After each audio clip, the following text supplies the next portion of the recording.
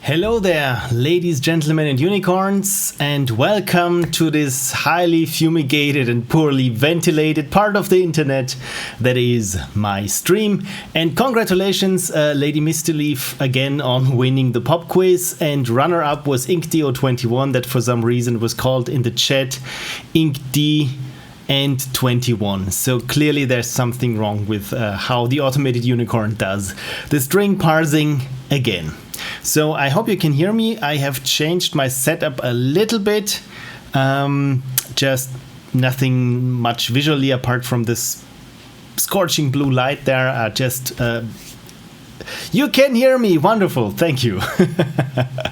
Just some plumbing under the hood in terms of how I connect my USB hubs and so on. It's a constant struggle with the AMD processor and random dropouts of the USB mic, especially prevalent during video calls when you want to have something on your when you want to have your microphone working. Right. So what's in today? Caps strikes again. Okay. What's in us for today? So I thought it might be interesting, helpful, or just edifying to hear about how to do art direction for your game.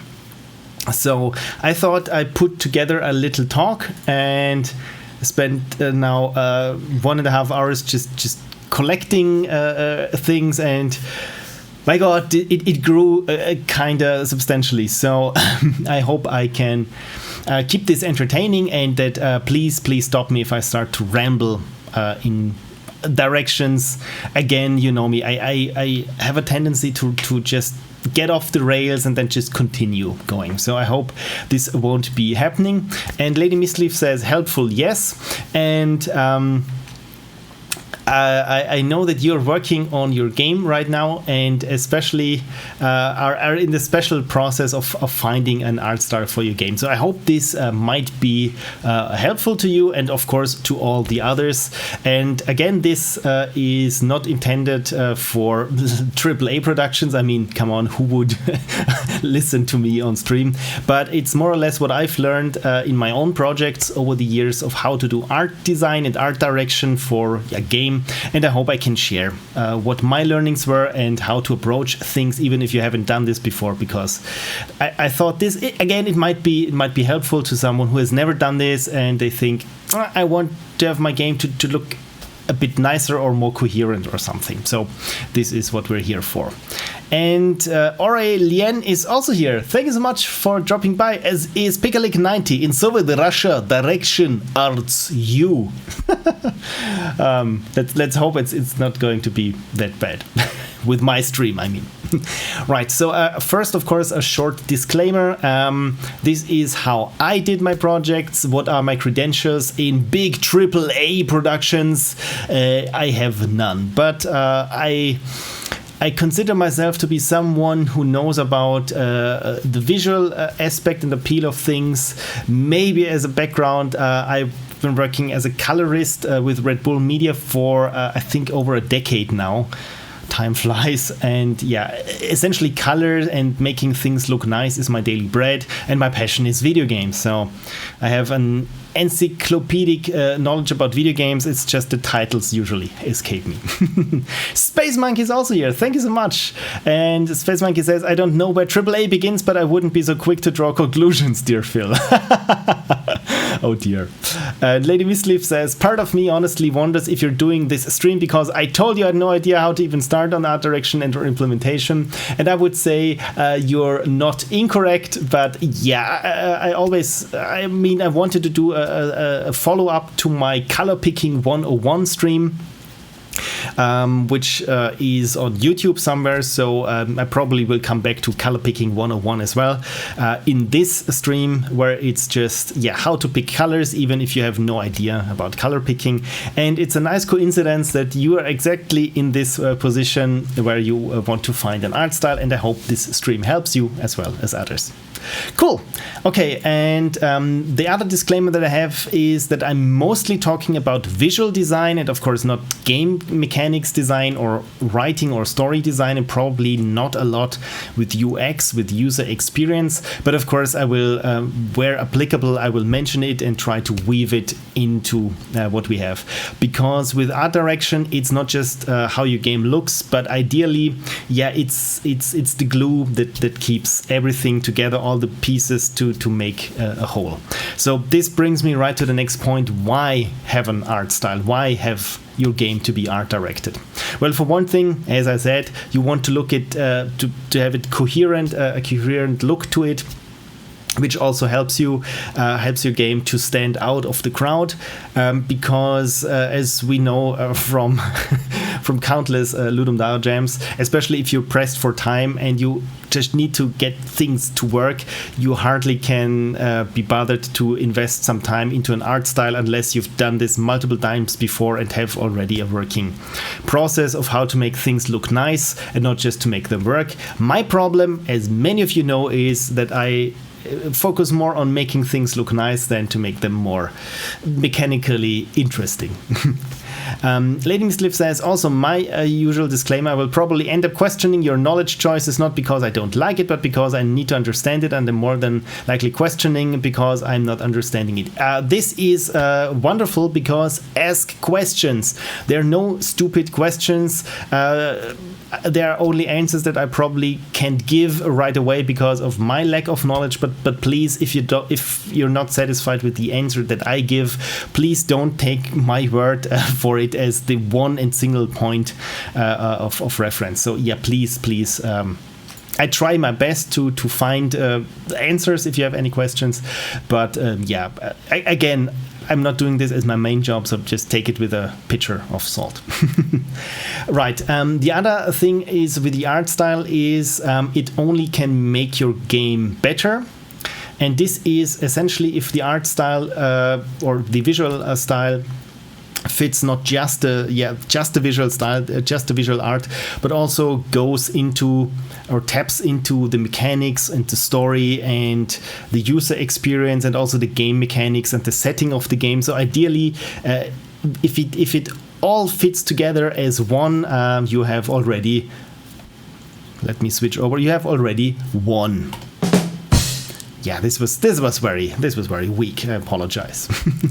Lady Miss Liv says, my brain works differently than most people, so I don't always connect the same dots as everyone else. And this is what makes creative people, right? Connecting other dots. When people say, tell me a color and a flower, most people will say red and rose. So if I say, tell me a color and a flower, and you come to a different solution than red rose, congratulations. You're probably a creative person.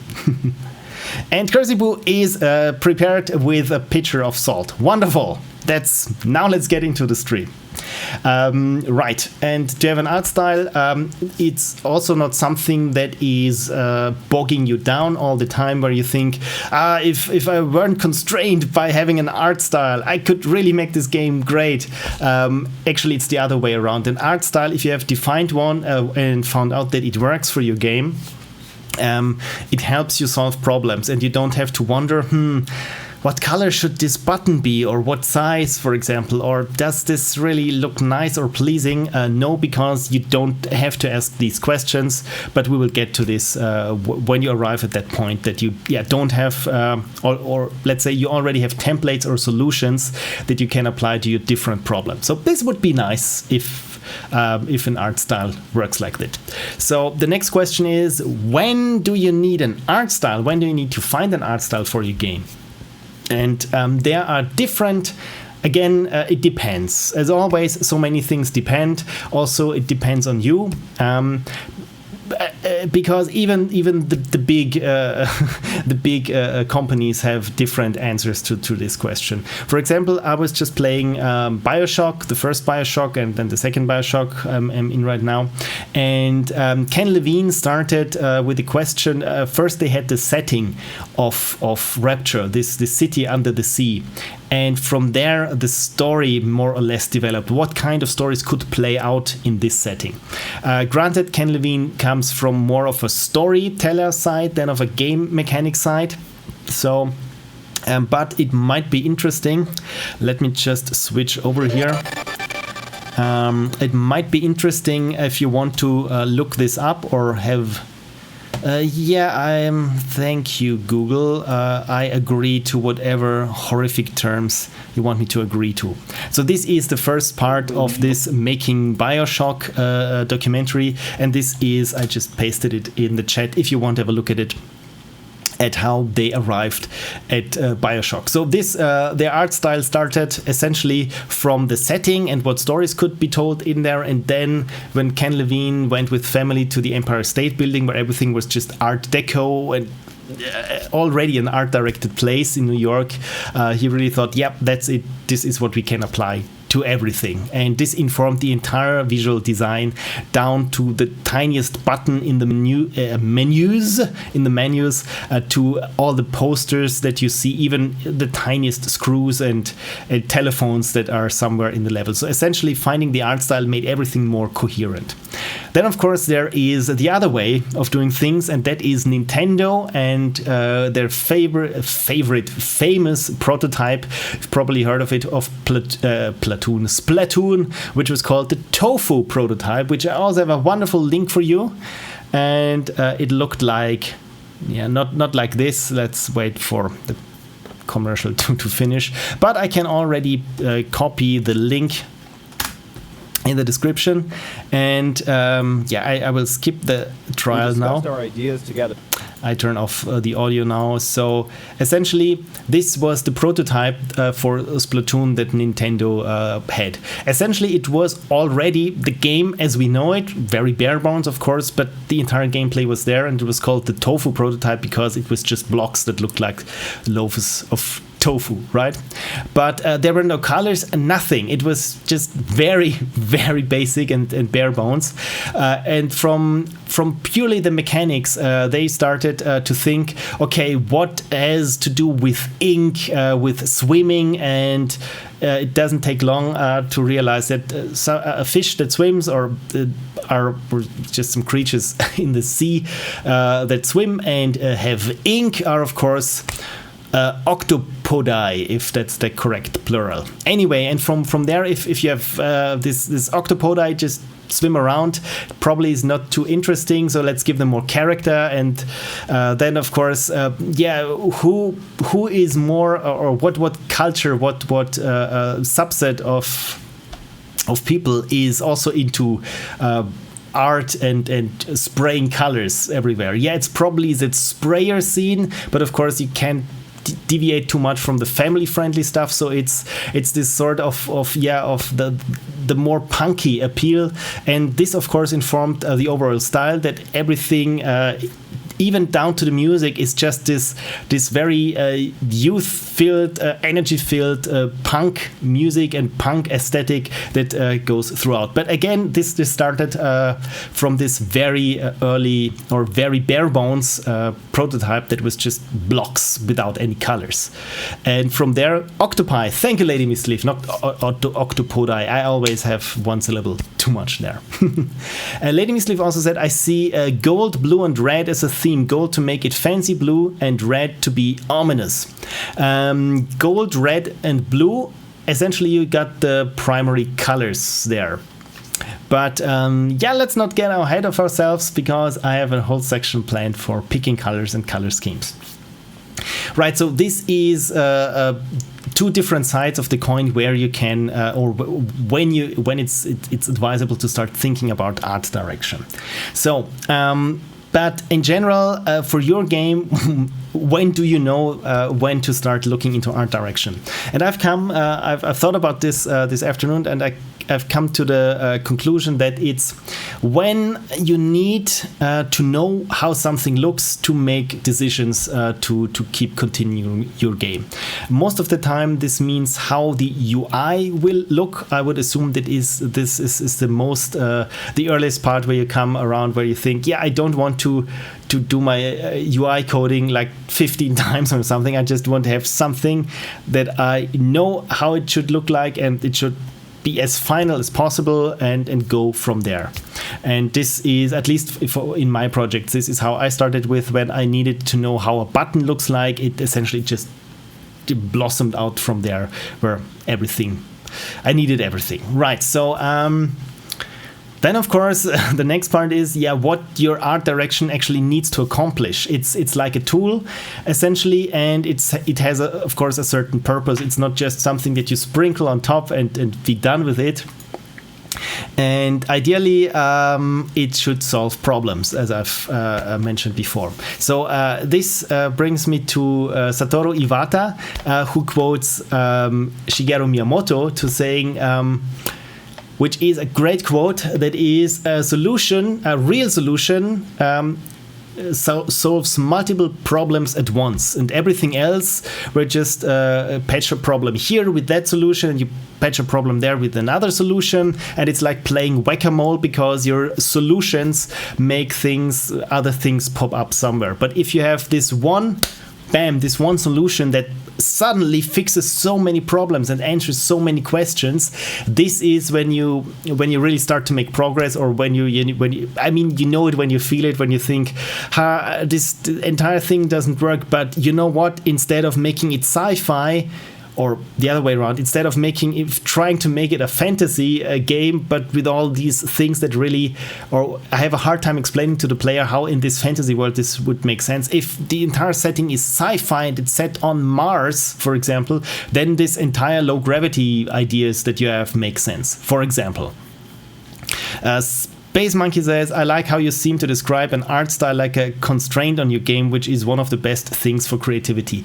Exactly. It comes down to constraining yourself in certain areas, or essentially you try to find the right constraints that work for your game.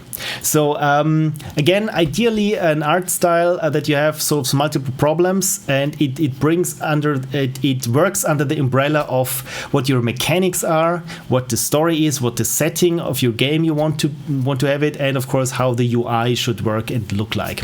So I think with the UI, this is the most tacked on part, where the UI, if it follows a certain aesthetic or another aesthetic, it's not that important. But then again, a game is more than the individual parts, right? So of course it also works, or has to work, with the UI. So what are some good examples for finding the right constraints, or finding the right ways to describe what art style you want? And what I always come across, is a Deus Ex Human Revolution.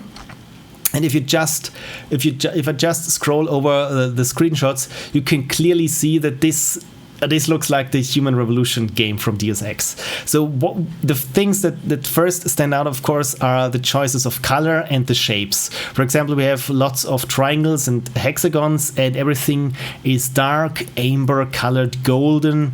And as for the art style of the individual characters, the costume design, the architecture, let me bring this on here. It's I accept everything Engadget. That is the cyber renaissance. This is really what the heart of the entire game was. So it's the story. It's a new renaissance that's being started, but it's also, of course, in the mechanics. It's transhumanism, that you can augment yourself to be a better human, but are you still human? And then again, it harkens to some philosophical ideas back to the Renaissance, and of course the Renaissance is a rich period to find inspiration. So maybe I can find some. No, there are no character designs, but here I have some character designs, and again, this is a great way of blending everything together, even down to the costume design, where you look at, okay, what was royalty wearing or being depicted as wearing during the Renaissance, and from there we just give it this modern twist and have a very, very iconic and outstanding art design that, again, if I return to the images, is very immediately recognizable and fits all the parts ideally as well as it could. So again, think Renaissance meets transhumanism meets science fiction. And I would think that this is, as always, or most of the time with Ubisoft, they really have their art design down. Right, questions. Lady Mistleaf, if I may ask, how would you handle a match 3 game? No story, no theme per se. Good question. It depends on, I would say, again, I would say it depends on who this game is for what demographic, and what appeals to them, what is maybe part of their daily life, what do they like. For example, again, I have this knowledge, but I don't know the names of the games most of the time. But there was someone who said, I want to make a game that appeals to everyone, but this is really, really broad. So instead of making this game that appeals to everyone, they thought, okay, what is a part of many people's lives, no matter from what walks of life they are. And the answer they found was the charts, right? What the themes were being talked about in the lyrics of the top 40 songs. And from there, my God, if I could just remember the game, but I thought this was a very interesting way of finding, of trying to hone in on your demographic. I would say for your game, it's probably more of a casual game, and you already had as a theme this birthday party. And I would say maybe you could look and say, I want my game, for example, to look like a Hallmark greeting card. It looks nice, it looks friendly, it has a certain aesthetic to it, that it doesn't look like randomly like those clip arts that just get copy pasted. But again, it that could also be a style that you wanted to have it. It looks like office memos that are just for fun parts, where you just mix and match random clip arts from the 90s, which could be a style in itself. So I hope this helps, but I think this would be, for example, my ideas, or maybe have what other things are nice and friendly and appealing. Maybe certain children's books, for example. There are so many different ways to illustrate children's books, or maybe menus of famous restaurants, or the placemats, something like this. But this could overly be cluttered. But I hope you get a sense of where my mind is going with trying to find inspirations. I was planning on having unlockable themes that the player could pick from later on. I think if we look at the games from was it King? The Candy Crush or the Pet Rescue Saga, or pretty much any saga that's out there. And if I say the word saga now 3 times, I will get sued from them. They have also this different themes, right? But an overall aesthetic. And I think as a homework, it would be cool to look at, okay, they have different themes, but what are the common elements that those games all share that make it the same. For example, the same thing goes for Blizzard, right? So many games tried to copy this World of Warcraft style back in the day, and I think even now this slow poly, highly stylized, cartoony style, but with lush colors and graphics and all those jagged edges that always had some dents cut out from them from wear or something. So and no matter what kind of games they made, if you have this style, same goes for Fortnite, for example. If you have a certain style guide, the style works across multiple themes. Right, let's continue with what your art style needs to accomplish. And I think I've said this multiple times, it's coherence. That all the parts of your game fit together as one, and it appears as one, unless, of course, it's intentional that one part of the game looks completely different than, let's say, the main screen looks completely different than the entire rest of the game. You don't have this, or that your minigame looks completely different like the rest of your game, as you have it in Bioshock 1, where the hacking minigame was just playing Pipe Dream. But it still had this steampunkish Art Deco style to it. So visually it works. Rainbow Road versus the rest of Mario Kart, says Lady Mistleaf. Yeah, I mean, that's quite a stretch, but again, it kind of works because it has this this Nintendo design language, right? This very blocky, very always the beveled edges on everything. Everything looks like not like real bricks or not like real foliage or something. It looks like everything was just made out of plastic, a bit like Fall Guys.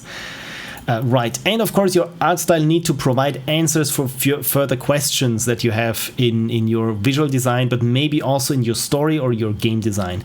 Again, this entire thing of BioShock, where it was if the writings of Ayn Rand, the Fountainhead, what if they were realized in this city under the sea, and it was the same time as the book came out, the 1930s, and there you have Art Deco, you have how to do music, or how the music is influenced, how the graphic design in the game, the posters and everything is influenced, how things work, the mindset of people in the story, and so on. So pretty much everything somehow feeds into or feeds off of the art design. Right, so now the next question is how to find your design. How do you find what works for your game? And I think, again, it's you want something that is a good fit for the story, for the mechanics, and by extension the UI. So if you have something where if you find parallels in your, for example, in your engine, in your mechanics, parallels to some other things. For example, this is very highbrow if I don't have an example, and I've tried to come up with one.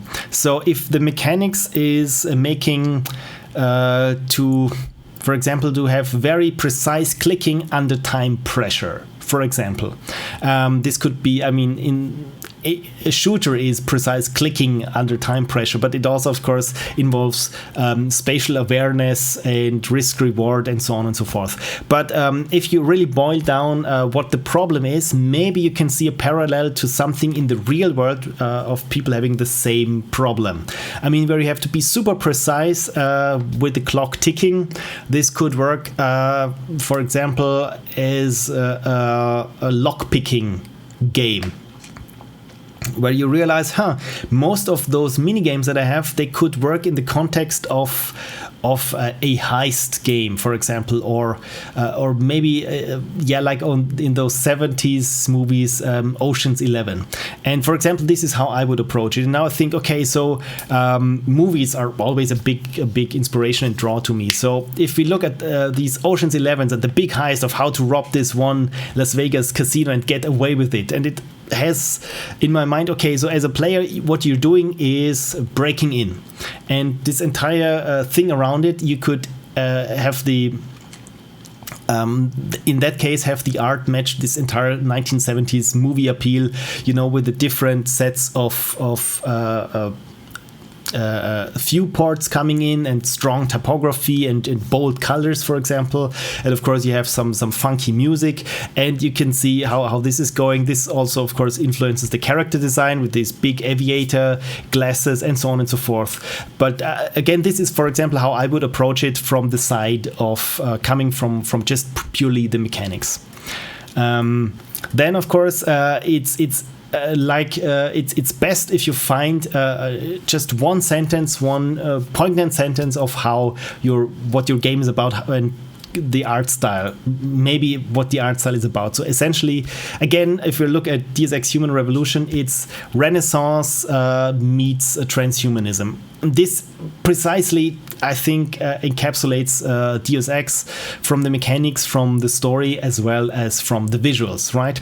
So if you say, okay, then my art style is sci-fi, and I will say, wrong, do it again, because the problem is that's too big. The sci-fi look of Alien is highly different from the sci-fi look of Star Trek. And then again, of course, is it Star Trek the original series, or Star Trek Next Generation, or Star Trek Picard, for example? So it's really I would suggest to narrow it down, but not to something that is too narrow. So better to have is to have some options, right? So for example, as I've said, 70s movies about big bank heists and so on. So this is already something where it's more than just one, where you have more than one instance to look at something, but it's not too broad where it's just Hollywood from 1930s to 1970, which is just too big, because you, of course, you want to be able to research something and you need to limit the set. One other thing of how to limit things is to try combinations of 2 at maximum 3 different things. If it's more than 3 ideas, then it just becomes a bit cluttered and random, and it's really hard to find a focus. So again, Deus Ex said, okay, sci-fi transhumanism, but it meets Renaissance. And so this is something where you can pick, okay, sci-fi, but what if sci-fi happened with the aesthetic of the Renaissance and the philosophy of the Renaissance, for example. So time periods are always a very good place to go for researching, because there's a lot of different aspects. When I say 1930s, of course, you got 1930s typography, you got 1930s production design, you got 1930s movies, you got music, you got fashion, architecture. It's a bit harder if you say your inspiration is brutalist architecture from the 1960s in France. But then again, that could also work, right? Because then you need to step back a little bit and think, okay, in what area, in what society, in what was the zeitgeist of where this was happening, and maybe find other surroundings from there. So this is why for me it's most of the time it really helps to pin something to a certain time period. Right. Space Monkey says, we're using brutalism. Oh, wonderful. Great. So I think you're already out and about taking just pictures of crude concrete walls. Right. Then, of course, there's... I have a talk about Fall Guys, because, I mean, Deus Ex is super dark, right? And if we look at Fall Guys, you immediately can say, okay, this is a Fall Guys game, because again, the art style is so pointed at what it needs to accomplish, and there is usually no doubt in what colors to use and what the shape language is. You can see, so it's very strong colors, but what was interesting is that they describe the colors always in candy. For example, green is fresh mint or something. So if you say, yeah, Takeshi's Castle meets Candyland, bam, that's something you can work with. So Candyland, of course, on one hand, okay, where is the overlap there, and maybe how can you combine things? So bright equals cheerful. Yes, most of the time it does, but then again, of course, you can have, if something is very bright but desaturated, it can also be kind of intimidating. For example, if I only recall the interrogation room in, what was it, Brazil? Was it Brazil or THX 1138? Where it looks like this white construct where everything is just white and there's just an interrogation going on, but it's not happening in a black cell or something with chains and wet walls. No, everything is super white and high key compared to the rest of the movie. I think it was THX 1138. I could be mistaken. Anyway, so it doesn't have to be cheerful, but I mean, it instantly, of course, something that is colorful and bright reads as cheerful. So, of course, you can, as always, you can use stereotypes or established formulas to your advantage. It's more or less, you don't want to lean in too much into stereotypes, because, of course, stereotypes, they can most of the time come off as flat unless you find a clever twist of how to do this.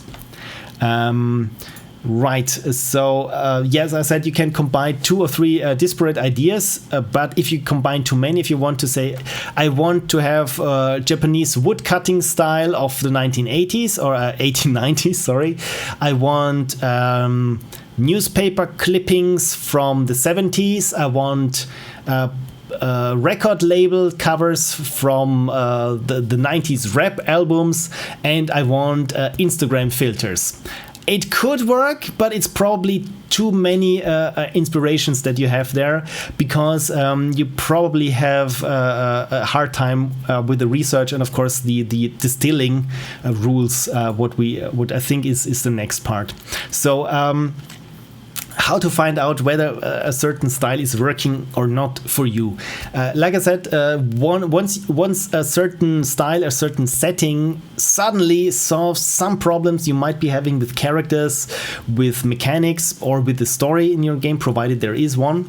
If you find this one thing that fits everything that you have, again, Lady Misleaf, like I said, Hallmark cards or children's books. I mean, you get different themes, but so are there children's books that, of course, they cover a multitude of themes, but they all have the same appeal, where it's, for example, the illustrations sometimes very simple shapes, cheerful, bright, maybe looks like paper cutouts.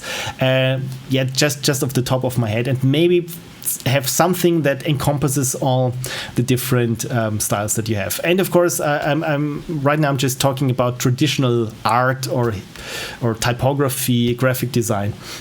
But of course, you can look straight to museums and paintings and see what is going on with contemporary artwork, and not just paintings, but also maybe sculptures, or even things that are super abstract to me, like dance, for example. So whatever gets you inspired, I mean, go to the place that gets you inspired.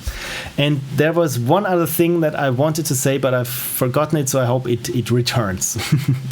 Right, so once you have a feeling that it might solve a couple of problems, then you need to try it out. And the quickest way, at least to me, to try something out is to take a screenshot of your game and just bring it to Photoshop and just merely copy paste things from the first couple of references you find. For example, if your reference might be science fiction paperback novel title paintings from the 70s, just Google for that and pick a couple, and then just cut out some from there and just try to replace your sprites on your screenshot, of course, with some of the things that you find there. Maybe just copy part of a text where you would have text in your game. It's just important that this relative size of the text, so that the headline, of course, is the biggest text, and the smaller text where it just says the name of the author. Well, of course, if you're Stephen King, your name is bigger than the title, but you know what I mean. So it's not important what is written there, but just that the font is the same.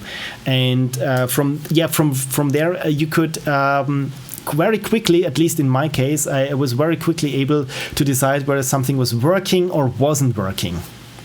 And again, of course, I don't know how easy this is for people who aren't that experienced with just solving visual problems as me, because I say you will know when it works or you don't know when it works. I mean, this is how it works for me. So if it doesn't work for you, or when you say very justifiably, I don't know if this works or not, it's not my forte, I would rather program something. Frankly, I don't have anything that I can specifically tell you apart from just show it to different people, show it around and see what their reaction is if you're super unsure. I mean, one thing you want is either it's super polarizing where people say, man, I love this, but so many will hate this, and the other way around. This could be good if you want to go for something edgy. So it's you either love it or you hate it, but it also, of course, depends on your subject matter. Again, if you want to have something that mostly appeals to everyone, you're probably not sending those people to a R-rated movie that just gore galore, but instead you find something like a Pixar movie which has something for the entire family, right? And so probably you want something where most people say, yeah, it's all right, I don't hate it, but it's not the best thing that I've ever seen. So I think this is the only thing that I can say in regards to this is just outsource it, crowdsource it, and just get people's opinions. It always helps to iterate on something and get input, and then just keep working on it. Lady Misleaf says, I will likely have no idea if it works or not. Exactly. Yeah. I'm sorry. Exactly. Yeah. Right. So I've already said, find an area where you can get lots of different references. Again, if you say, yes, my reference is this Switch Joy-Con and only this one, it's cool. Okay, you can read something out of it, how the buttons are, for example, what material it is, the color, of course. So the color scheme of this would only be hot pink, black, and maybe blue, but you didn't want the other one as your reference. So it's super hard if you have not a lot of references, because the only problems that are solved on this one is how you can push it with fingers and what feels nice to the touch and is durable. But of course you need to solve different visual problems. For example, how big to make your fonts, how to space something, and there is no font on there. Not on this one. There is, maybe this Nintendo what is it, trademark signs on there, and how to recycle it. But my point is, it's super hard to extrapolate from something that is just a single beautiful unicorn, cheers, to something bigger. So this is, again, if you say, yes, my reference is 1940s noir movies, there are a lot of them, and some 1940s noir movies even are set during the daytime. I know it's crazy, and not everything has just those Venetian blinds, shadows. So it solves more problems. Yeah, great. I should be drinking and not talking. It solves more problems, or it's easier to find similar cases where a certain visual problem is solved. My next game, though, Lady Miss Liv says, will have a story theme, so it's easier to peg down. Yeah, I think with the more things you have already set in stone, or you have certain cornerstones that you need to get in there, and then finding the similarities among them is easier, because as Space Monkey said, limitations breed creativity. So if you got some things that can't be changed, or can only be changed so much, it's probably easier finding something that fits just those parts. Okay, so now what is the actual process of doing this? So you think, okay, I need to find something I want to try out. As I said, like 1940s noir movies, or record labels, or advertisements from the 1980s, whatever.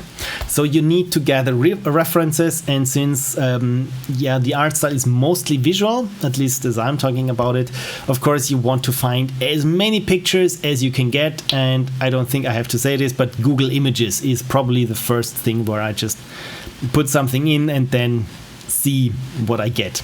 The other thing, of course, you probably know with Google Images is the related images, which is also super helpful. If you can also, of course, upload an image to Google Images and then search for related images.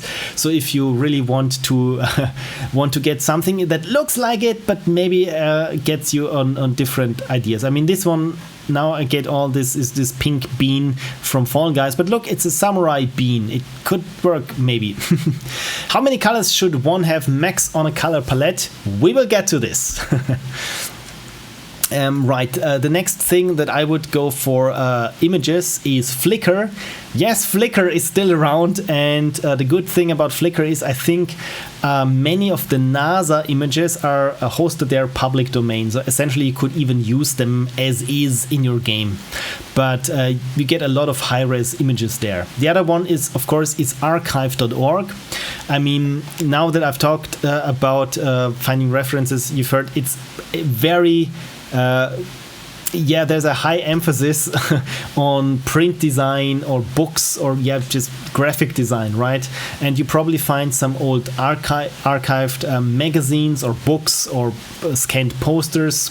But of course, maybe your references come from movies. Then of course, look at movies from that period, or paintings. Then look at museums or some other institutions that collect artworks, maybe even the Library of Congress in the US. And of course, in Europe, there is the Europeana that hosts a lot of different art pieces from the history that are essentially public domain. So, and of course, what is always super nice when you want to research things like architecture or something, or certain product design things, or maybe even gardens or something that is plain. No, that is not my recommendation. The recommendation is coffee table books. I mean, think about it. They are pretty cheap, especially if you can get them secondhand, and it's just a joy to flip through them, and they get big pictures in there, and it's most of the time, according to a certain theme, the most beautiful gardens in England, for example, and you can get some ideas from there which you probably would have never found online. So it's not just online. I mean, we all are very much online focused, but if you try to expand your vision a little bit of outside of the digital realm for references, you probably find much more than you would otherwise. And it's also nice to visit the library when there's not a lockdown in process. Right, so now assuming you got a lot of references where you think, okay, I probably shouldn't collect more references. I pretty much got everything that I think that looks nice or works, right? Or at least you got, like, let's say, like 100 pictures or photographic references or resources, right? So what you want to do, and this is super helpful, especially if you combine two different themes or ideas or topics that are usually not combined. Again, for example, like octopi and punk music. So, and Inkanimbola says, hi, the sound is a bit noisy. Yeah, this is because I have my window open and there's a rainstorm passing, so I hope it's not too noisy. But rest assured, it's not digital noise from my cable, because it can't be. It's rain from the outside, and without the open window I would just melt. So I'm sorry. Right, where was I? Yes, now with all your references that you have, analyze them for similar elements. And this is really something that is, I can't overstate the importance of this enough, because essentially you want to build a syllabus, a design language, a set of rules for your art style. For example, if we say, I mean, since we got it still here open, Fall Guys, what's certain elements we can find in Fall Guys that are throughout of Fall Guys super important. For one thing, I would say bold colors, and the colors are blue, pink, yellow, and green. Maybe a bit of purple, maybe a bit of orange, but I would say those are the dominant colors. Then in shapes, everything looks like it was made out of vinyl or just inflated with air. Then the next thing is visually, if you look at the skies, or pretty much, it's not a lot of detail. It's everything is very round and bean shaped essentially, and everything is very contrasty, so that it's easy to read and easy to stand out. And of course, the next thing is, I mean, you want to look at as many different angles as you can. For example, the next thing is now lighting. Okay, so there is probably just one light source, but everything is very softly lit, which again makes this friendly, helpful appearance. This, which is very helpful to find or to create this friendly appearance. That's what I want to go. As for the shapes, they're very basic shapes. Again, not very detailed or very cluttered, or there is nothing broken or anything. Everything has this nice friendly shine to it. Everything looks like brand new when you start a level, for example. Then of course, are there any patterns? Maybe there are some stripy patterns, like here in this Happy Meal costume there, perhaps, but most of the time it's very simple shapes, not a lot of patterns. Again, maybe here those where you can climb on, those climb ropes, and some stripy things there. But for example, where you can also say, yeah, it's always a diagonal stripe pattern. It's never horizontal. And this is the next part, is to find things that you never see, which is just as helpful as the things that you want to follow. For example, the next thing is, there is not or hardly any pure black in there. So again, this makes it very appealing. There is no black, everything is friendly, everything is softly lit. Then the next thing is maybe look at the different fonts that I used. I mean, now I'm just using one game as an example, and I don't see much of typography there. But again, the fonts look like they live again in the same universe as the rest. It's playful. It reads plays, of course. It's playful. It's a bit rounded. It looks like also a bit like it was inflated. So again, it could work as a game show, right? And so you can see where I'm getting. I'm just chipping away and trying to find all the similarities among my references that I have. Let's Big Snack says, "Hi Phil, I really admire your work." Oh, thank you so much. Your postmortems really inspire me and are very entertaining. Quality over quantity. Yes, another postmortem is in the works as we speak. Well, it's not in the works right now, but I'm working on the next postmortem. So thank you so much. Keep looking forward to the next one. And let's Big Six is Big Snack says in German, "Du bist echt eine Inspirationsquelle." And this is translated is "you're a source of inspiration." So again, thank you so much. I bid my welcome and my thanks. Right. Okay, so you want to analyze for similar elements that are colors, but also light, shapes, fabric or materials. I mean, everything here looks like it was made out of vinyl or plastic or just something very. You want to squish pretty much everything in Fall Guys, for example. But again, if you have a more abstract thing, let's look at 70s sci-fi novels, paperback. Maybe what we can find here. Right, so this is nice. Vintage sci-fi. Can we get this a bit? Please sign in. No, I don't want to sign in. I just want to look at something at high res. For example, maybe you found this as your reference. Please, open image in new tab. Yeah, this kind of works. So again, you can see it looks, everything is, or most of the things are on a black against a black background. The lighting is pretty harsh, and the colors here are mostly red, blue, yellow, and white, and maybe a bit of green.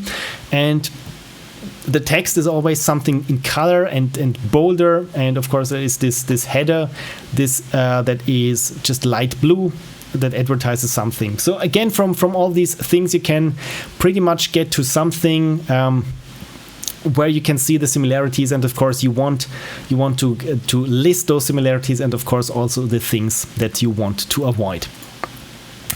Right, so this brings us to building palettes, but before that, in terms of those design guides, those essentially what you want to build a style guide. That's again, it's the do's and don'ts of certain designs. And I've seen this in the Day of the Tentacle remaster.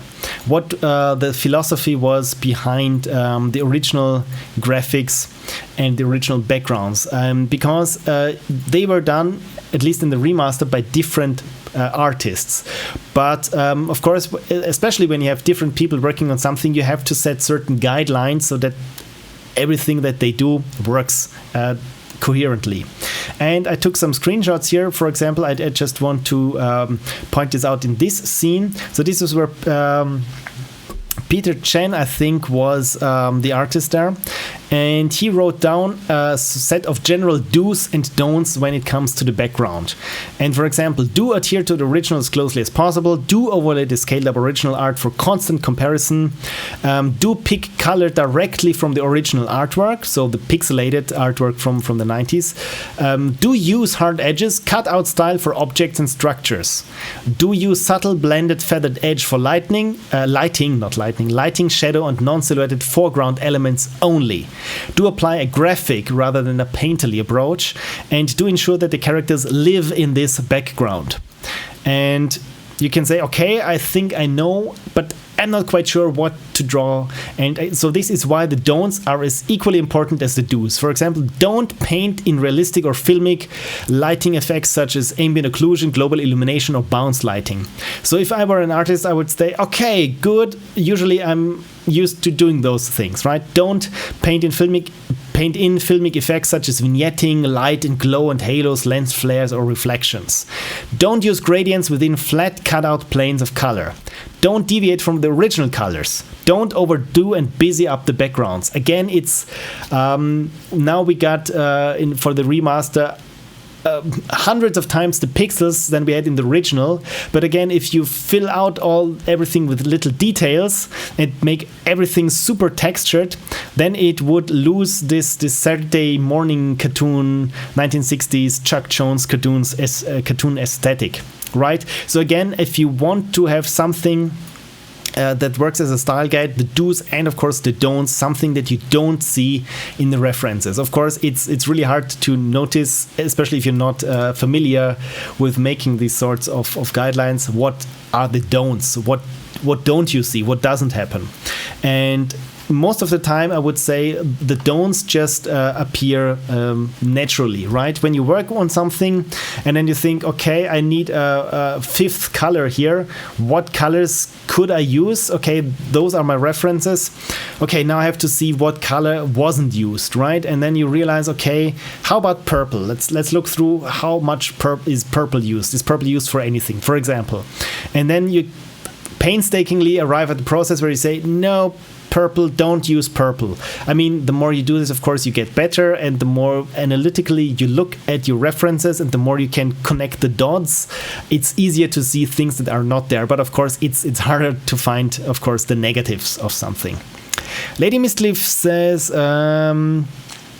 all right, first, Let's Big Snack says, I sadly turned up a bit late. What is the stream exactly about? Didn't quite catch the start. It's about finding an art style for your game. Essentially, how to start, finding an art style for your game, why you want an art style for your game, and how you go about it. Lady Mistleaf says he's explaining how. Yeah, thank you. Okay, I've already answered it. I've answered something that was already answered by the chat. Thank you so much for taking care of me, chat. Woohoo! And you are talking about Day of the Tentacle without purple. Lol. Yeah, in this case, right, it doesn't work. But for example, what I see when I'm looking at this style guide, there are no colors that are super saturated. For example, they're always a little bit subdued. I mean, probably the blue or maybe a bit of the green here is very saturated, but it's not overly saturated, right?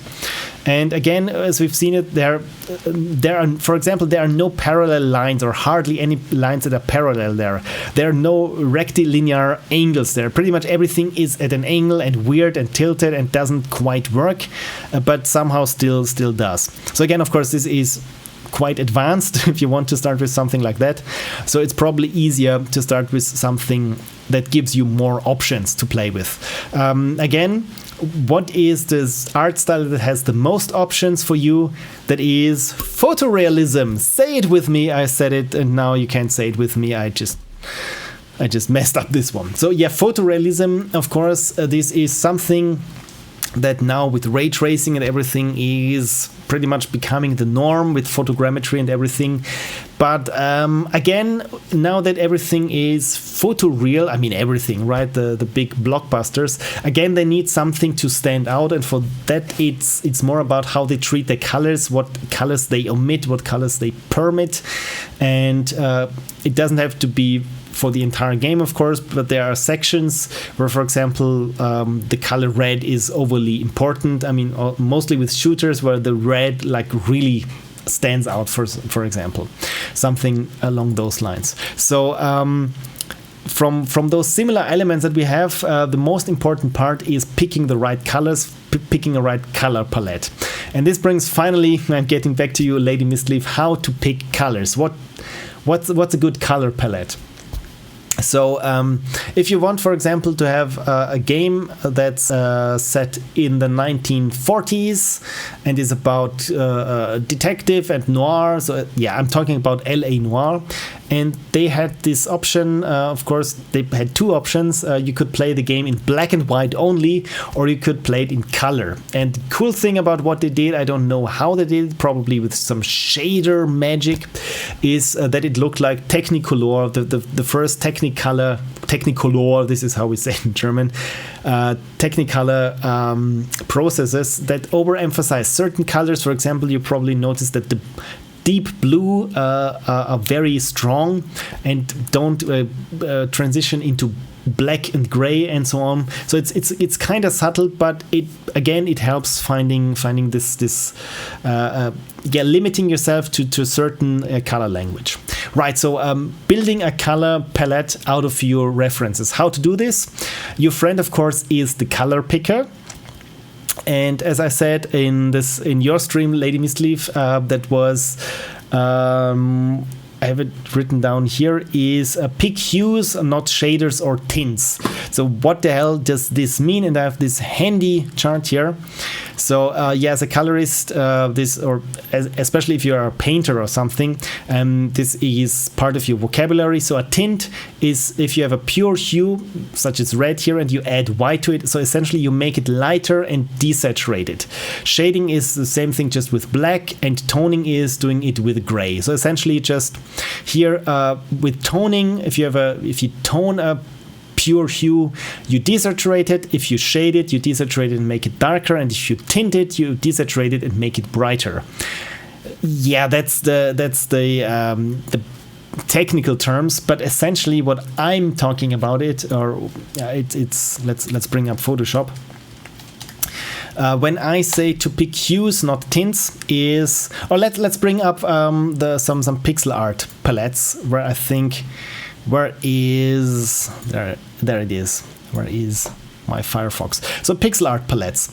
This might be a good start. You think, okay, so they got already some palettes worked out, but you probably will have some problems with them, because especially if you're not that used to working with color, you probably get into problems with a palette where everyone says this is such a nice and friendly and super cool palette, you should work with that, and then you realize you've literally painted yourself into a corner. For example, this Micro 12 palette, which looks super nice and cool, and you think, yeah, I can do pretty much everything with that, but you're making a game that is set in a city beneath a steel sky, and everything is chrome and metal and maybe concrete, and then you realize you probably need more shades of gray, or maybe you want to have some sort of warm gray here, and this is probably, and you won't be happy with this sort of palette, for example. So this is why I say, especially if you're not used to working with palettes, just ditch the palettes and work with pure hues instead. So let me bring up the color picker, and working with pure hues means don't do anything in this region here. Just move up to the uppermost right corner and only use here the hue strip. So there you get 100% saturated pure hues. And the question is now, okay, now what hues to pick from your reference, right? This is, I would say, you start being informed by your reference, and from there you pick certain colors. So one tool that I always like and use is Paleton. There's also Adobe Cooler or Adobe Color Picker. And essentially, I reject you all. This is a tool that helps you to pick colors for a palette and adhere to a certain color harmony. So again, I've made this talk, Color Picking 101, which is also archived on YouTube, on how to pick colors, and it helps to know or to have a certain set of rules that allow you to know which colors to pick. And those rules are color harmonies. And you can see here, first, when we just pick one color here, this is the color palette that we have. It's not so much a palette, it's just the one color. And then we got some more tints, shades, and what was the other one?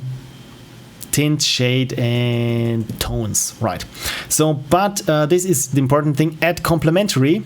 And to make something, if you have a color and the other color is on the opposite side there of the color wheel, you already get something that is pleasing. Again, if you're looking at Day of the Tentacle, we get green tentacle and purple tentacle. And if you watch closely, purple tentacle has green suction cups, because green and purple, for one thing, is opposing colors stand out of each other, and the other thing is it looks very pleasing. This is why so many Hollywood movies go for the orange and teal look. And yeah, you've probably seen this quite a lot. This is a running joke with us colorists when someone says, yeah, let's make it look like Michael Bay or something. You probably, yeah, there we go. Already got the Transformers look right here. So again, orange, blue, this is very pleasing to look at, and because orange is very close to the skin and teal is close to the sky, and it kind of works much more than purple and green, because those colors aren't that much natural with our skin tones, for example. And yeah, Lady Misleaves has been using it since you introduced it to us. Right. And again, she also agrees to do it with Peloton, right? So again, we can pick here different color harmonies. And what my go-to is when you pick color harmonies is you can also, let me zoom in a little bit, those secondary colors, of course, you can also move them around.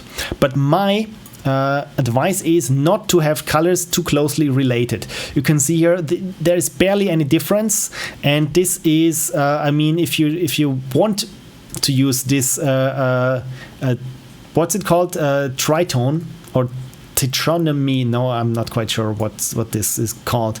I always forget it, probably when I hover over it. It tells me it does not. Tritone, it's where you get 3 hues, right? If they are too close together, if you want to make something that's more greener, you have to pick this one. If you make something that's actually red, you have to pick this one. It's really hard because the colors are too close, the hues are too closely grouped together. So you want to spread it out, maybe like so. And again, you can see here, maybe this doesn't work for your entire game, but maybe for parts of your game where you can say yellow and green does not exist in my game, or maybe as a complementary color where important things where you just need a tad of color can be used with green. Again, refer to your references of the art style that you have. But this is, again, something that could work for you. And I mean, if you look at the colors that we have here, I mean, it looks almost here like a rectangle. And for that, of course, we could also use the tetrad, the 4 colors, and have essentially, if you combine those dots, you will always get a rectangle. And this, again, I now put this straight here up to the edge, that we get pure hues. So for example, I just press print screen and just copy this to my clipboard. So, and I paste it here, and let me paste it also, not color balance, paste, there we go. So essentially now you got 4 colors to work with, right? So if just very quickly, of course, my Wacom tablet does not work, and I restarted my freaking PC just for this to work. Computers, ladies and gentlemen and unicorns, computers. I'm annoyed. Right, then let's do this with the mouse. Right, so for example, we have here something. I make this super hard brush and have the opacity to 100 so that it's super opaque. So this might be our green grass, but the problem is, okay, now I want to have here a bush or shrubs, or maybe a tree or something, and maybe this is our sky, and you think, okay, I really need to use a light blue for the sky and a proper green for the grass. I can't work like this. This is just too limiting. And this is why I said, okay, limit yourself to I think 4 hues at the most, at least for dominant colors like this, but the rest you can achieve with tints, tones, and shades, right? So for example, I want the sky to be of a lighter blue, I just pick the color that we've picked. But of course, no one's going to stop me to make this super bright. So if I just mix it with white, and it looks like this.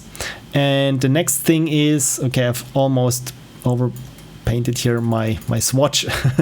Next thing is, of course, I want maybe to paint something there in the distance, some hills. I'm really doing there a first grader painting there. For this, for example, I just turned down my opacity to 50%, or maybe even more.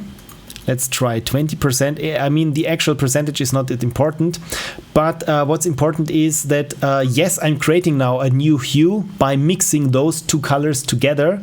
But again, it works in this color scheme. It doesn't look out of place, and voila, suddenly you have a color that you probably needed or wouldn't have had before. The next thing is, yeah, maybe you want to put a shrub there on your green grass. You can make it, for example, again lighter or desaturated. Let's try this color here, and maybe I should also turn up the opacity there. Okay, so maybe this works more as the shaded part of it. Maybe you need a shadow. Then again, I'm not using the strip here. I'm just navigating within the shades and tones. So now I'm just drawing a very poor shadow here underneath this shrub, right? And probably now it's really hard to read against this blue, the meadow that we have here. Now we got, for example, if we want to make it very much blend into the background, we just stick with the same hue. I just make this a bit brighter. This is probably too big for a brush, and just paint on some highlights here. And look at this, it looks like a potato, but it blends in with the background. And we got here, we've just used one color for this entire part down here. But maybe we wanted to spice things up, and I'll see how far my undo history goes. This was too far. Maybe we could also use the yellow here, and use the yellow to draw on some highlights. Maybe not at 100% opacity. Again, I'm just mixing those colors together, and ta-da, now I have a different color. But of course, my suggestion is, if you can avoid it, to blend too many colors together, please do. Otherwise, I mean, if you really want to provoke it, of course you can make even like 3 hues work not that well together. For example, if I blend now this color here, this strong orange with the green one, I mean, this of course is the complementary color of green. I mean, I say of course, but it is. And once I paint over it, you can see it gets darker and muddy and doesn't look as nice as before. But so again, you're the safest if you just use something from the hue and then just go wild. Whatever you can do here in this rectangle, as long as you don't touch the strip here.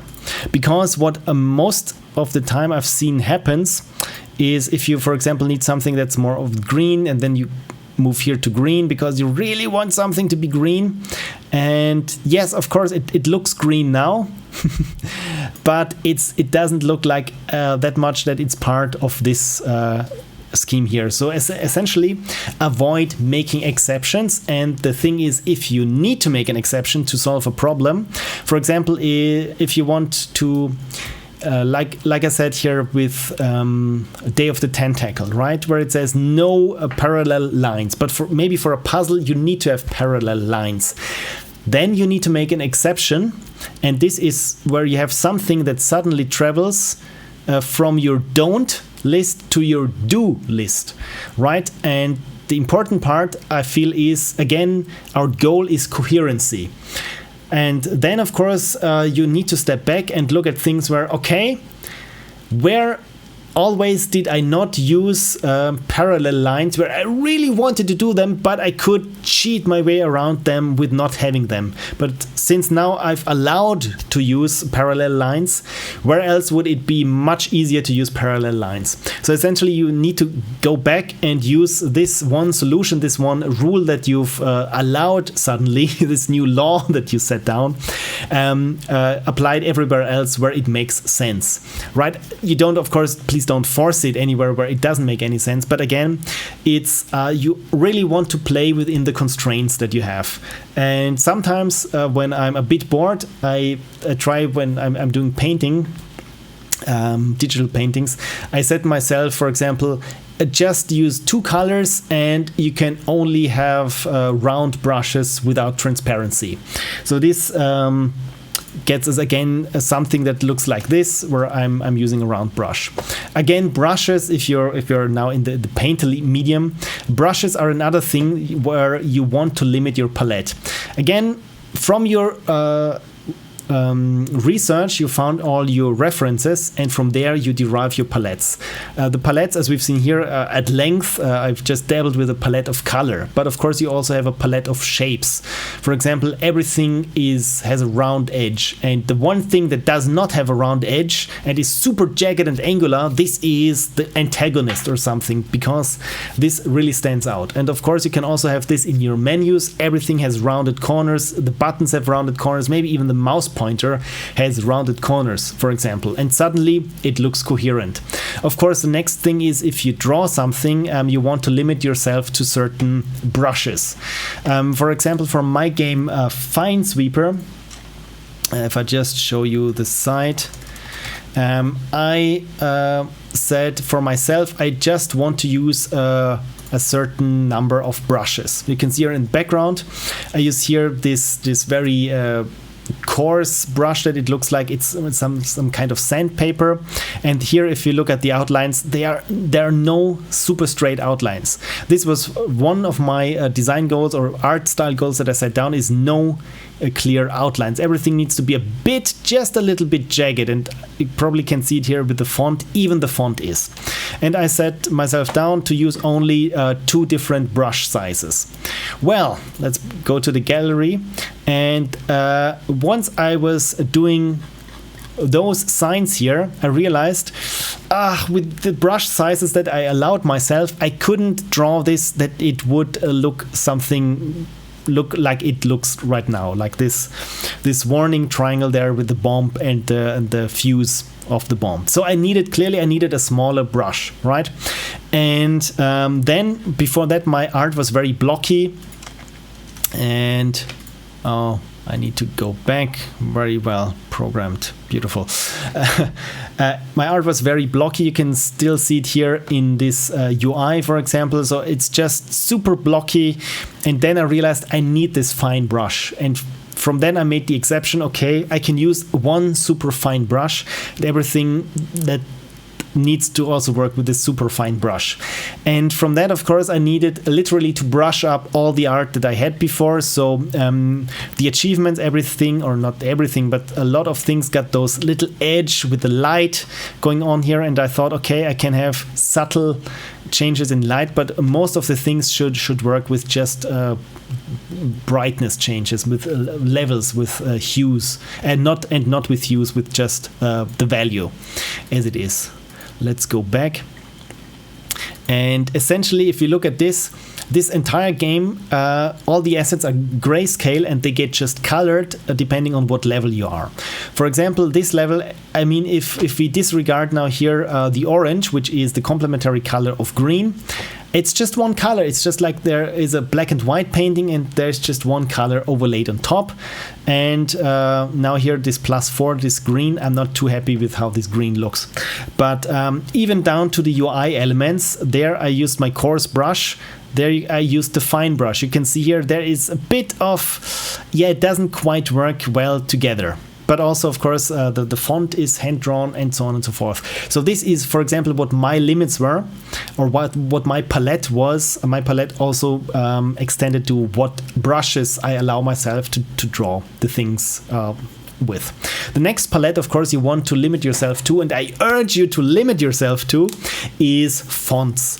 There are so many wonderful, fancy looking fonts, and the personal shortcoming that I have is if I recognize a font, I have to say it out loud which font it is, and then maybe do something with my eyebrows like this, where I say, look, this is clearly Eurostyle Bold Extended.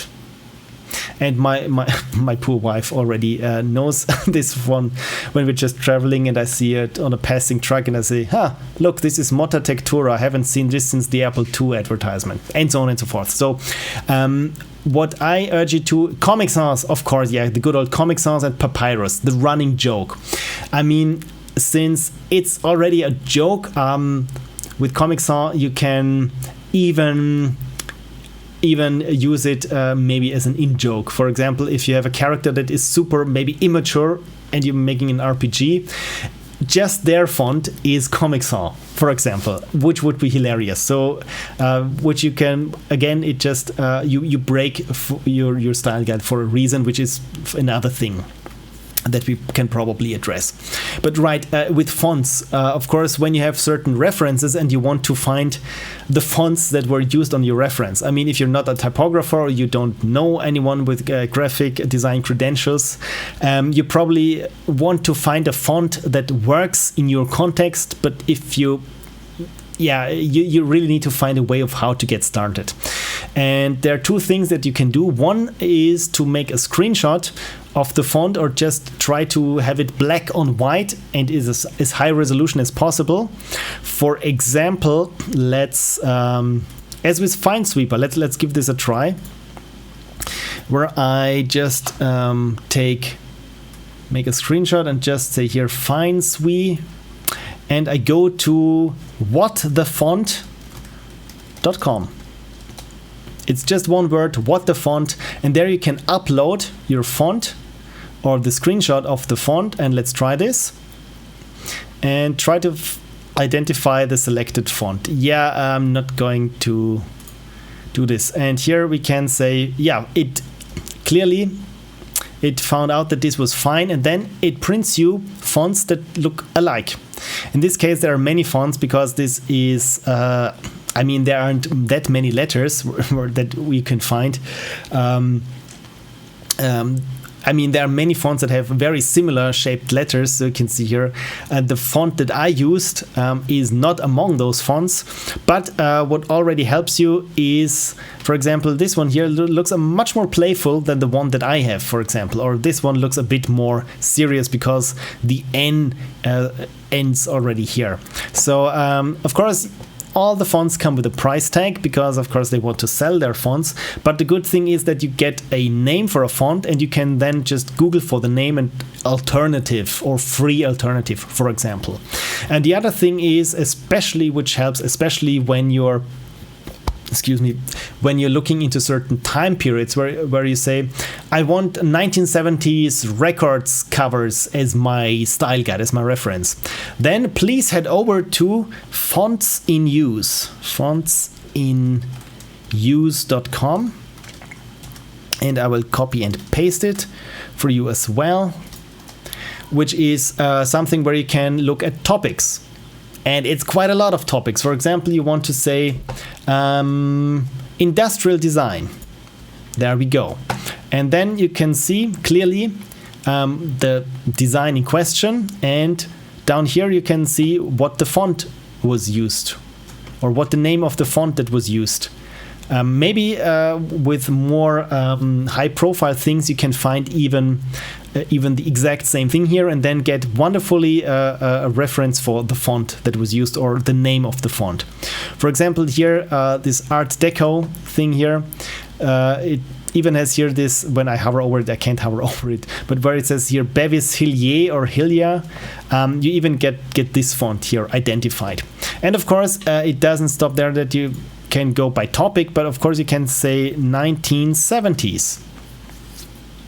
And those are the results for 1970s. And for example, yeah, how about this? This looks like a 1970s record cover. So for one thing, you can take this for if that is your style, you can say, okay, there is no blue in this reference, right? If you want to have something that looks blue, it's, let me zoom in a bit. Maybe it's this. I can't hover over it, but maybe it's this little gray thing there in the background.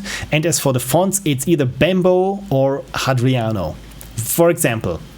Did you program your Twitch bot yourself? Yes, I did. This is why it's hardly working. So again, oh my god, this is a great record cover, isn't it? Christoph. So yeah, just if you're not really sure, but if you want to evoke a certain sense of a certain period, this is for me a super simple go-to, because for example, Eurostyle, this is one of the fonts that is, once you see it, you can't unsee it, how many times Eurostyle was used pretty much through the ages. I think through the first, again, this is another Eurostyle. To this day, when we want something that looks a bit futuristic, you use Eurostyle there. It's not so much in your face, but again, this font is like, I think 50 years old now, or even older, but it still looks like sci-fi, right? So again, this is something when you need to find fonts. And of course, unless you can afford to license those fonts to use in your game, there are many free fonts out there that look to 90% alike. And I mean, even if you're at just 90% there, it already helps you a lot to have the right font to work with your style. And again, it's really magical sometimes when you use when you find the right rule set for yourself. For example, when I say I don't want to use the color blue, or just very desaturated, maybe just a tinge of blue when I really need something blue, and a certain font and certain shapes, like let's say every edge, every upper corner needs to be just cut off and is this little triangle, for example. And then once you have this implemented and you make a mock-up screenshot of your game with those style guide rules or do's and don'ts in place, and then you step back and you think, it really looks like it belongs together.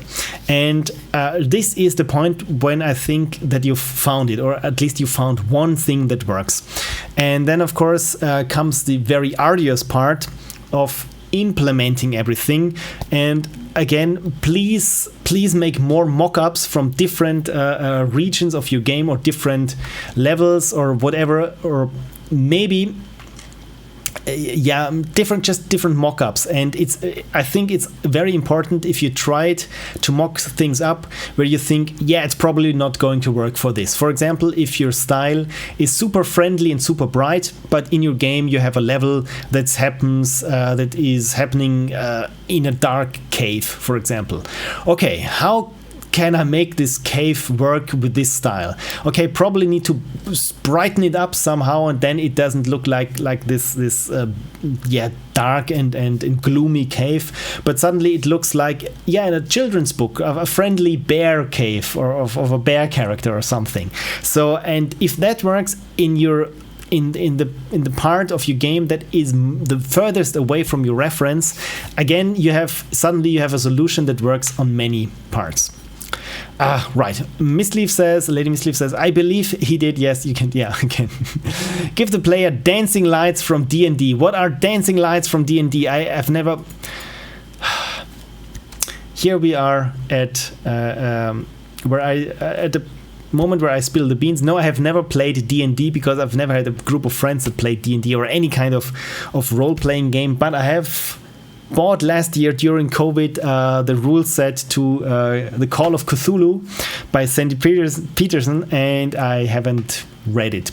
But I've looked at the dice and thought they were very nice. So Dancing Lights D&D. Please help me. Dancing Lights. Oh, they look kind of nice. So clearly this is something that many different artists have already found interpretations to. This is quite nice. For example, here this character says, okay, dancing lights, no blue, everything is just warm and maybe a bit hazy there, and then this artist says, they are not yellow. Just no yellow. Just have this cyan color there. So it's it's nice how this it's just down to interpretation. What do you want to say with it? And again, you could even make it orange and teal. Literally spawns little floating lights. Okay, so this helps. So yeah, again, I've never played D&D, but I've heard of it, and it involves multi-sided dice. I've heard it's intriguing. It's really intriguing. So yeah, dancing lights, an actual play short story. Oh, this is cool. If you look at this sprite sheet here, this is again, you can clearly see how coherent this is. I open it here in a new tab. Just found this, and you can clearly see here it's just one hue. Everything is just this. Maybe this thing here is of a slightly different hue. This is more blue than this one here. This is a bit purple, but everything works in this hue. And again, what could be the style guide for this thing here? It could be maybe jagged. Everything has a very clear outline, and everything has to have some hard angles. Even the spheres here, even them inside, they are just broken up by somehow hard angles. Of course, when here something shatters, it's hard angles, of course. It's even here in the ice bolts here, everything there especially just super jagged, and it fades out here in this, like the I think it's some sort of fog or haze. It looks like Swiss cheese, right? With a fade out here. And again, this is it's like a muscle you can train. If you look at something and try to find what is the common element among those things, and the better you get from the more disparate certain pieces are, the more you find similarities between them. Just I don't know where I started with this, but yeah, this is just something that's also helpful when considering an art style. Right, so build palettes for different aspects of the game, shapes, fonts, architecture, character designs. Again, it's making rules and sticking to them, and the big problem is, as I've said, is when you come to a point where you don't have a solution to a problem. And even if you get creative and look at your reference at how they solved this particular problem. And by problem, I mean probably didn't specify what a problem could be. For example, a problem could be, I need a lot of text in something that is usually very airy and spacey. How can I make something where I get a lot of text but don't lose the reference? Maybe I need to make an exception, but again, exceptions, if it's just once, then it looks out of place, so it has then to pop up everywhere else. So you have to really be very considerate about the ramifications of a solution that you find or an exception that you find, because you have to go back and put it in everywhere else. Right. I wish I could include you in our sessions via Zoom, says Lady Misleaf. Hey, you know what? Maybe we can do this. You usually start streaming at 3 p.m. my time, which is usually a very bad time for me, because this is when I leave for work and get everything ready. But maybe once or twice, if we can coordinate, we could do this. Maybe, I mean, one thing that I got plenty of is opinions. Lady Misleaf says, so color palettes might be more prevalent in backgrounds and environments, but might not necessarily apply to players' enemies. I mean, kinda. Let's find some examples where it works, or just some random games, and then we see how they did it. For example, let's Ori and the Will of the Wisps. Sure, why not? Art, blind for, yeah, let's go for Blind Forest and see how they did things there. Probably should enter gameplay. This will help. True or false? Yeah, both. Both. I mean, if you can get away with, I mean, at first you should always try and to see if you can make it work with the color themes that you've chosen. So Ori and the Blind Forest, former classmate of mine worked on the graphic design. He was an art director of Will and the Wisps and the Blind Forest, and I think this is why the game looks as beautiful as it does. So if we look at this from all the things that I've said, is you can see there are probably different hues there in the background. So it's not just this yellow orange, but it's also a bit brown here and red, but they are very closely related. But they come off as a single hue. Then of course we got the color on the opposite end of the spectrum, that is this blue cyan here, as well as on these flowers here. And for everything else, for example, for this thing here, it's not really standing out. To me, or also this thing here. So how does Ori and the Blind Forest make that things really stand out, right? And there are different ways to make things visually stand out from the background. One thing is to have the background of a less contrast than the foreground. Can be darker, can be brighter, but not as contrasty as the foreground, because our vision first goes for contrast and then movement and brightness, and only then color and finally resolution. If we see something that has a less resolution than something else, is maybe blurrier or something, again we perceive this differently, right? And of course the most important part is Ori, right? And Ori always stands out because Ori is always the brightest part in the game, period. So wherever Ori is, always stands out against the background. That of course for you as a player it's important where Ori is, because this is the most important information, so this should be the most legible. If you look at another 2D platformer, Rayman Legends, which has also beautiful art design. Again, it's Ubisoft. They know how to make things look nice. So again, you can see here, it's just two colors, two different hues. This warm yellowy green, and the background is more of a bluish green, but this is essentially it. I mean, you got some more yellows here and this thing there in the background, but essentially it's just one color. And because Rayman has a higher contrast in the background, he stands out, and the other character whose names I've forgotten also stand out, which is quite nice because blue and green are very closely related. So as for the enemies, of course, you want to make them as legible as possible, second only again to the players. So if you can make them work in your color palette, that's great. And what color should they usually be? I would say that you use one color that's reserved only for bad things, right? For example, if you, let's say purple. Most of your enemies are purple or have something purple among them. Spikes are purple. If you get poisoned, suddenly there are purple clouds flying around. And if there are different mushrooms that your player can eat, the purple ones, your player probably will have picked up on that. They probably shouldn't eat the purple ones.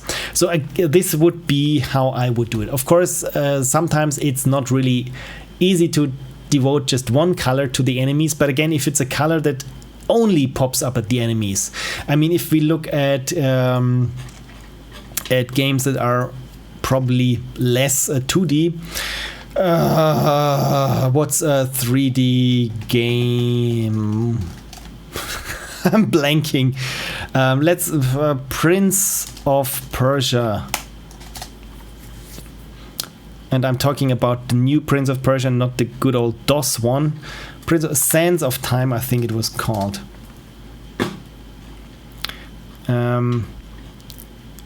Right, let's have a look at some of those here. Can I find it? I only find artworks here. So no enemies here. No enemies here. There are enemies, but that's an artwork. So in this case, I mean, even despite it being an artwork and not in-game, or maybe because of it, if we look at this, how do we know which to fight? The enemies always glow yellow.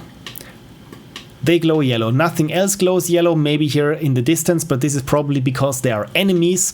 So again, the combining element there for the enemies is, despite they pretty much having the same silhouette, as our hero. They glow yellow, and for example, this one is red, this one has a red headband. They have red something here, but our companion, she's pink, or is this pink? Probably pink.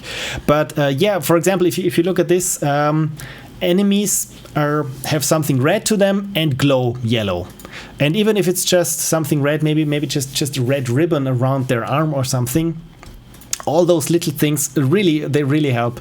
As a player, most of them, of course, don't consciously realize it, but subconsciously they will find out. For example, there was this one game, of course, whose name I've long forgotten, which I found super nice, is that it had many secrets, and it was also first-person shooter or something, and you knew there was a secret door in the room when one of the lights flickered. It was always in the room where the light flickered, and I think I've played this, and I also realized that that at a certain point I had a hunch where I think, I have a hunch that here's a hidden secret. And if someone asks me, why do you have a hunch? I would say, I don't know.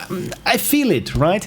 And this is exactly what you can do with color and shapes, and your style guide is to communicate something visually, or of course, there's also even art style for audio, which I haven't touched, for example, to have, again, to limit yourself to certain sounds. For example, if you click something or open something that does you bad, for example, you spring a trap, or an enemy bolt connects or something, you always use in sound design for the first half second of the transient, you use the same pling sound, for example.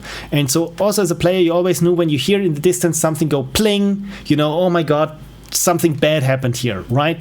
Just as an idea. Big Snack has already left because I was rambling for 5 minutes, so have a great night and thank you for dropping by. I have to go now. I wish everyone in chat good night, a good day, and Phil, keep up the great work. Thank you so much, and have a great day.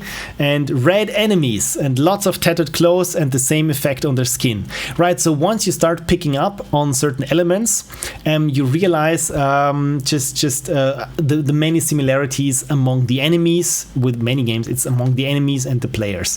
And of course, if you have the style guide for the enemies where you say something red, tattered clothes, and yellow glow, then of course you can give your main villain, maybe they don't glow yellow or something, but maybe they just have maybe just a red ribbon somewhere. Of course, it's not too good if it's just too obvious or something, so maybe you can work with this. And of course you can play with it as well. Maybe when you enter an enemy camp, of course there's a flag that's just a red cloth that's tattered, and there's a yellow burning campfire somewhere. And as a player, I always would go in, and even if there are no enemies there, I would say, yeah, probably suspect some sort of ambush there. For example, they don't glow, but the gold color still always plays a part. Oh yeah, there we go. The gold color, so gold is bad, right? It's similar to the Naughty Dog games, right? Where everything that is yellow, if it's painted or just there is a yellow tarp somewhere, it means this ledge is climbable. Because this is something that now, which harkens back to what I said before about games being more and more realistic. And what do we have in the real world? We have lots of unimportant clutter that is not important. When I'm looking for a certain book, I don't see all the dust bunnies and just the random crap on my shelf. I just see book, not this book, not this book, not this book. It's book shaped and it looks like a book, and it's this book. This is what I'm looking for.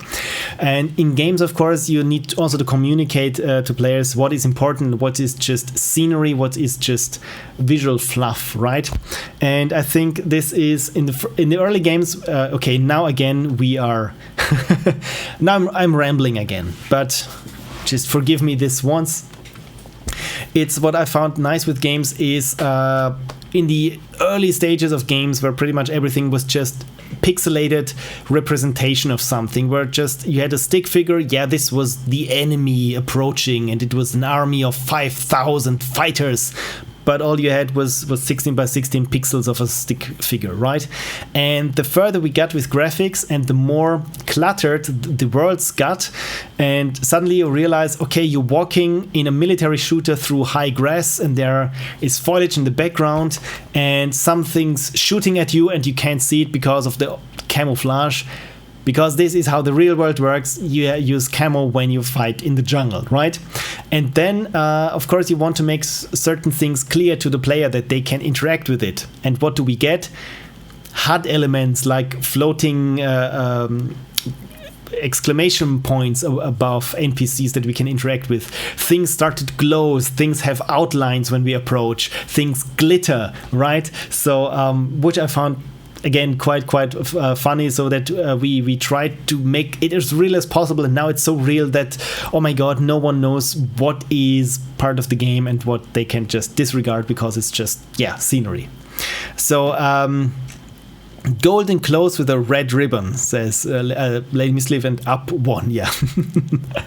So right, and again, what I always want to point out, not always, also want to point out on this art here, the sky is blue, and the other color that we have is this yellow dust here. Then we got those specks of red, and we got essentially just 3 different hues. And everything else is done as a black and white painting.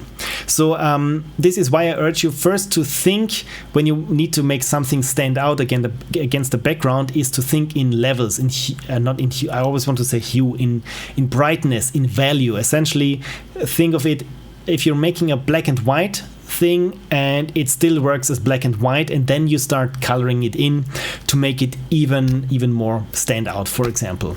So this could also be a rule of thumb. Right, so let's get back finally to my notes that I have.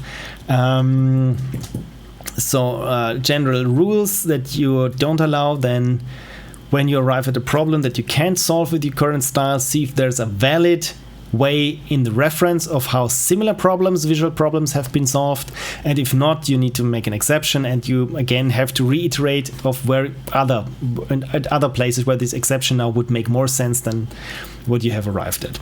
And building colors, again, yeah, the color picking 101 talk, so thank you so much for watching this one. And the color harmonies, you don't have to adhere to color harmonies, but as you can see, it really helps. It really helps to find something that you that looks pleasing and is really a good guideline. For example, here, this is also what we have now that we have here a signature color. So everything again is here blue. It's mostly blue and yellow and very desaturated, but our hero, in this case, it's our hero, has this red sash, or what this is called. And also the colors here, the blue is less, or is more saturated than the blue on the skeletons. I always want to say skeletons, sure, why not? Let's go with skeleton. And because this, of course, is an artwork that is clearly designed and positioned. It looks in-game, but it's clearly positioned, so or posed, not positioned. Yeah, it's clearly posed. So of course we got here this. If you squint at something and still can see what the important part is in a composition, you're doing things right. So this is why when I doing painterly things or want something to really stick out, it's always to make the background less contrasty than the foreground, even if it's just, for example, what I would have done is I would have here made the air behind the prints, you know what, let's do this, slightly hazy. Where is Photoshop? There is good old Photoshop, and I pasted it and it didn't paste, so there we go. So just super quickly that I show you on how I would improve this thing. And yes, this is this is not how you would usually do the cutout, but yeah, I'm here on a clock and just doing it super quickly. And by saying I'm improving it, this is always, as always, in the eye of the beholder what's going on, if something is improved. But there we go. So I cut out the prints and paste it on a new layer. And between those two layers, I just pick, I just pick a color, maybe this yellowish thing here, make a very soft brush and just have something here, have the air behind him a bit more hazy. And you can see here, he stands out. If we look at it, this was too much. I didn't draw it on a layer in between. Let me do this on an individual layer. There we go. So that it really helps sell that this depth and this standing out from background and the foreground. Less colors means the eye wanders less and goes right to where the action is. Of course, if you have a signature color, and most of the time it's saturated, it's very saturated, as with the red in this case, and of the complementary end of all the colors that you've used. For example, let's get back to Peloton, and if you got this triad, Peloton, and if you got a triad here, maybe here in the blue, and then you use your complementary, and this would be the yellow. Or you know what, we could try to recreate the color scheme that's going on here. So one trick is, if you're not quite sure what the actual hues are, just crank up the saturation and there you go. So essentially we got blue, yellow, and oddly purple, which is quite interesting. So we got blue, yellow, and purple. Here we are, and interestingly, the one color that we want is come on, hold shift to move the points individually. So we got here purple, red, and yellow, and the red is here. Essentially, this is our signature color. So again, if I crank up here the saturation on this one, we get to a similar color scheme as we have here. And again, if you crank up the saturation something, it really becomes super vivid and friendly. And you know what, let's make this also, let's make this even brighter. This was probably too bright, and now it got kinda of a Blizzard color scheme to it, because it's on one hand it's skeletons, but it's kind of friendly. So maybe turn down the saturation just a bit, and we got this grim thing, look like it's, I don't know, Sea of Thieves or something. I don't care how bright it is, skeletons trying to kill you are never friendly. No, but they just do it with a wink in their eye socket, I would say. But yeah, I agree.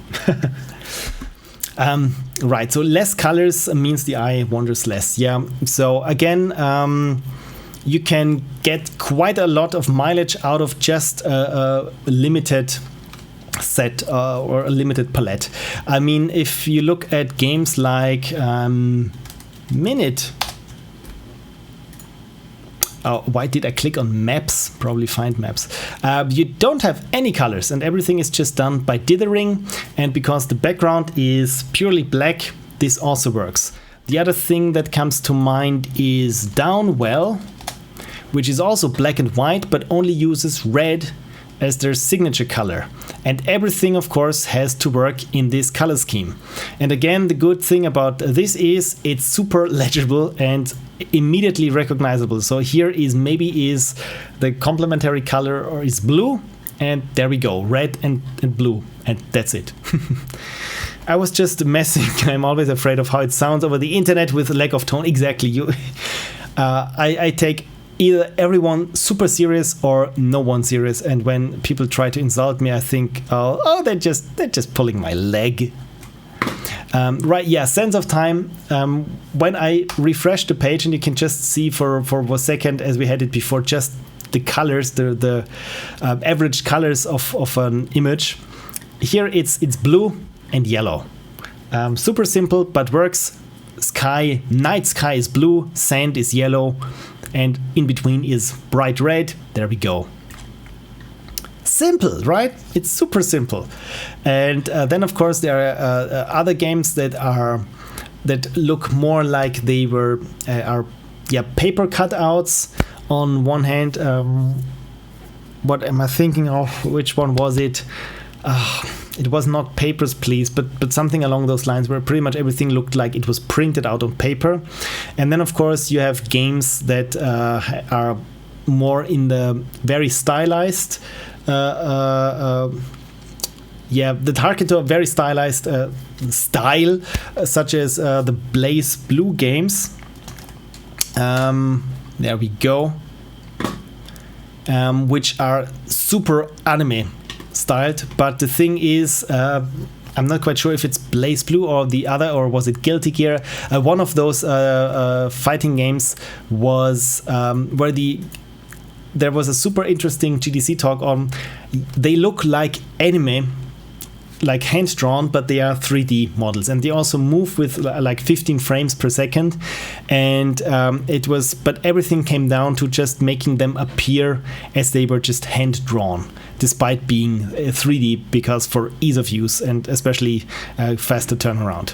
But yeah, fighting games, I mean, from my taste, this is a bit too busy what's going on here. Maybe it works better in motion, but yeah, it's a bit too busy for my taste. So what do I recommend in terms of art style, or where to find your references, or what art style works with your game? And as I think is clearly evident now, is whatever works for you works for your game, or it doesn't matter where you get your inspirations from. I think the best result you get when you try to combine things that haven't been tried to be combined with games before. I mean, if you say, yeah, my inspirations are pixel art and the Lord of the Rings trilogy, chances are you're not the first one to arrive at this. But when you think my inspirations are the math textbook from second grade because it had this weird cartoon character in it, and furniture from the late 19th century. What? Just talking about it, I already have an idea how this could look like. And you never know where your inspirations come from. For example, I was super inspired when I was browsing hair color products. And the most fancy ones have this very shiny and glossy, and even with those rainbow refractive effect, those packages. And I found one that was for blue hair, and it was just super glossy ivory black, and then it had this super very intense dark blue metallic stripe on everything. And I realized this I mean, the black was not glossy, it was very matte black, but then there was this super glossy blue stripe in between there. And I thought, yeah, this could work for something. I don't know what, but it has clearly something, a certain style to it. And if people say your game has a certain style to it, I mean, just look at the thumbnails here. You can really see what is the background. So the background is the bright thing, and what's the foreground is mostly in silhouette, at least at the thumbnail preview. And the bright spot in all those thumbnails, yeah, this is probably the player, or where the player is doing something, as in this screenshot here, right? So yeah, again, super legible, super easily readable. And again, if you look, it's just one hue. This entire thing is just one hue. Then we get here maybe another, and of course the blue of this special attack. And maybe here one green is allowed in the UI. But again, I'm tempted to say there you have it. And I love those combination of red, blue, and pink. And something that I also always want to say is, don't be afraid of saturation. It depends on which people you're talking to, but I've noticed that many people, when they start dabbling with color and color schemes, is that they try to keep things toned down, so in order not to make a mistake or something. And I would say just don't be afraid of saturation. And if you need a color really to stand out, but it can't stand out from its hue because it's very close to a hue that is already there, you can also make it stand out via saturation, for example. At the risk of sounding like a noob developer, I thought foreground was what showed up in front of the character, not behind it. Foreground is what showed up. Yeah, and the background is behind. Yeah. Did I then I probably misspoke. Because it looks like here the foreground is very silhouette-y and the background is where you have, that's a bit hazy, where you have this illustration like quality to it, and in the middle ground, is this a word, is where the actual game happens. I hope I made myself clear. I didn't think that the game had foreground. Yes, I think in some portions it has. You mean foreground is like something that's moving very close in front of the camera, and the actual game is happening in the middle ground. I'm using foreground sometimes also where the actual game is happening is the foreground and the other thing is the background, but in practice it's mostly in the middle ground nowadays because you got this foreground effect, probably. Right. That specific screenshot didn't indicate it in my mind. Yeah, I'm not too good at apparently telling screenshots. Right. So again, I drifted off into rambling, for which I apologize, but I still hope that it's me in big again. Hi, that you found something of worth to this very long stream that didn't show too much images or anything, but I hope at least I just let's go over my notes. Yes, I think I got pretty much everything in there that I wanted to get across. And again, disclaimer is this is how it works for me, and I hope maybe some of these techniques or tools work for you. I hope I could show you something that maybe finds or gets introduced into your workflow. Incanibulus says, very useful indeed. Why, thank you. I thought this is going to be just a quarter or 3/4 of an hour and the rest is just FAQ and chill chatting, but apparently I get carried away with ranting, and then when we were painting in Photoshop I just trailed off, so apologies for that. Right, I will probably revisit this video a few times in the future, or you can just ask me if I'm hanging out in your chat, but I'm glad that it was useful to you. So if there are any questions, I'm happy to take questions, and also have a sip of water this time without spilling it on my Wacom tablet, so this is probably the reason why it's not working. No, it's a driver problem. Because it told me to restart and then it worked, and then I started the stream and then it stopped working because it hates me.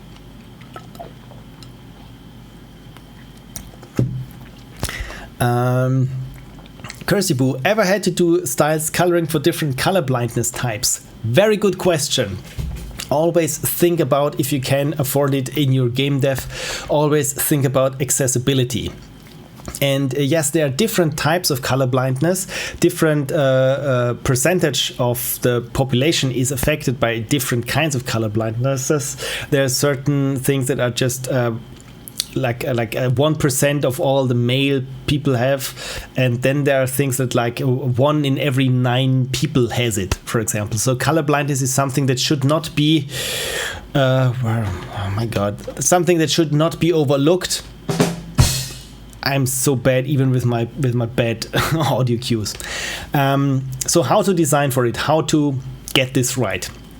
And there are games like Doom, I think the first Doom, or that have a colorblind mode, which essentially boiled down to now the game looks like a colorblind person would see it, so it was just a simulation of colorblindness.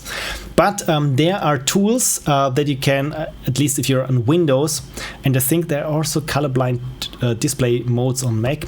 Anyway, there are tools where you can simulate certain kinds of color blindness, where your entire desktop essentially just gets displayed with only like duotone, or I don't know what the medical terms are, but then you can check if certain things look too close to each other.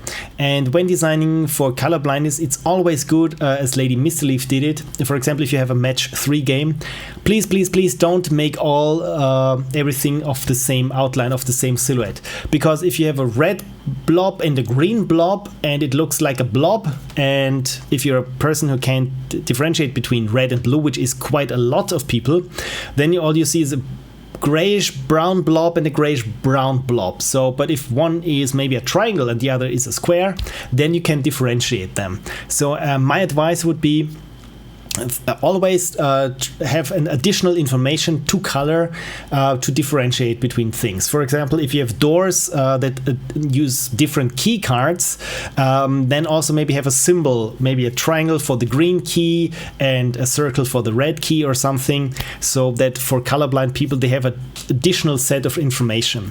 And the other thing is, which I think is a bit overlooked, because sometimes you can't just use different shapes, but what you could do is give them a different texture, a different pattern. For example, have a square, just square patterns, and the other one is dotted, and so on and so forth. So those are things you can use to differentiate between colors.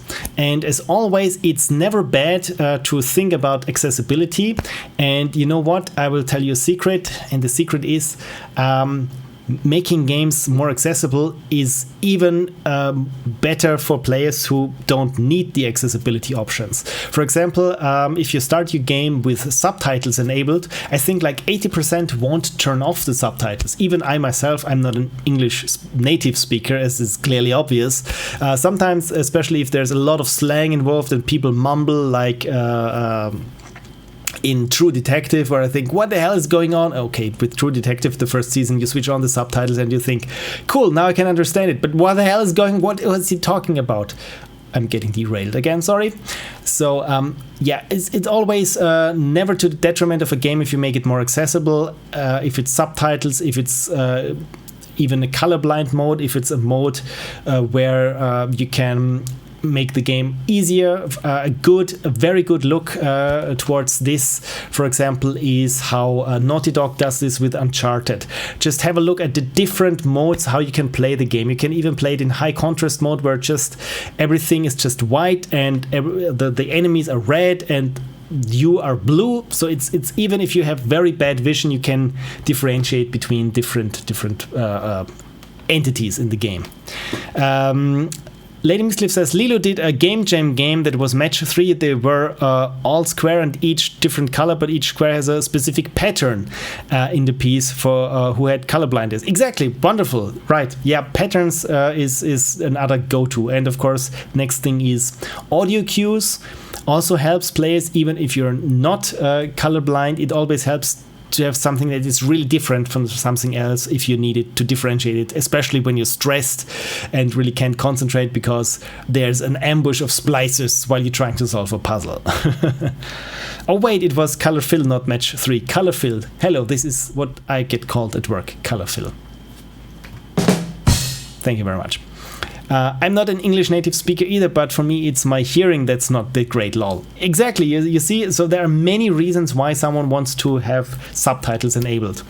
And if you can have subtitles for a game, it can be dialogue subtitles, but it also can, of course, be for the hearing impaired, where you just have loud crash. And some people think, oh no, it's giving the game away, but again, those people who don't like it can turn it off, and those people who need it are super happy that you have these things in your game. There's one thing that I want to recommend to you in terms of how a colorblind person plays games and what is important to them. Color blindness, super bunny hop. If for those who don't know this, gaming while colorblind from Super Bunny Hop. Let me post this in the chat as well, because this is a super entertaining reference of George from Super Bunny Hop, talking about 15 minutes or so how he plays games as colorblind. And I think this is where it came up from, the point where he said, yeah, if you switch some games to the colorblind mode, it's just a colorblind simulation mode, but it really doesn't help you as a player. It's just, as a colorblind person, it just, yeah, now everyone sees what I'm seeing, but the game didn't account much for that in the UI, and so on and so forth. So yeah, quite interesting thing to watch, and it's, oh my god, it's already 2 years ago.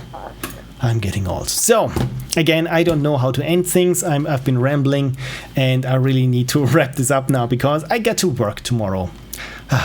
Wonderful times. So, ladies, gentlemen, and unicorns, I really appreciate you sticking with me and my ramblings on how to do art design, and I hope even at my very outsider level of art designing in games, I think I could point you to a good direction or just to some tools. So with that being said, have a great week, everyone. Thanks also for the questions, Lady Mistleaf. Thanks so much for the info. Yeah, you're very welcome. You're very welcome. And again, without my dear viewers, I probably wouldn't be streaming because it would be very pointless at all. So I'm very much indebted to you that you keep watching my silly streams each Sunday, and so it shall be until eternity, at least until the next week. So have a great week.